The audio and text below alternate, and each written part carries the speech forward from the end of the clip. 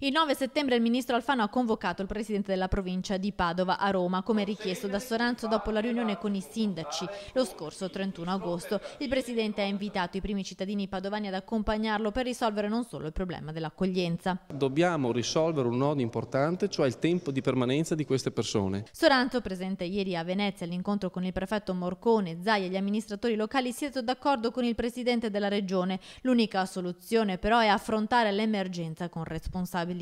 Il Presidente ha chiaramente detto noi siamo contrari, ma il fenomeno esiste. Il no agli hub è stato netto, no alle grandi concentrazioni dei profughi in strutture come ex caserme, l'ha detto il prefetto Morcone e l'hanno ribadito gli amministratori.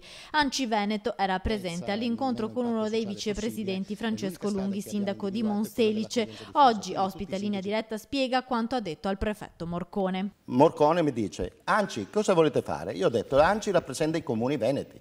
La posizione più corretta, secondo me, è che i profughi vengono distribuiti in maniera omogenea sul territorio. Le dichiarazioni dei sindaci si susseguono. Maria Rosa Pavanello, presidente di ANCI Veneto, precisa solo rispetto a quanto apparso sulla stampa locale che a Venezia non è stato presentato nessun documento. ANCI auspica l'accoglienza diffusa, spiega la presidente. Bisogna capire se la maggioranza dei sindaci è disposta ad aderire al protocollo che certifica la distribuzione dei migranti su criteri demografici, così come è sottoscritto per esempio già nel Vicentino.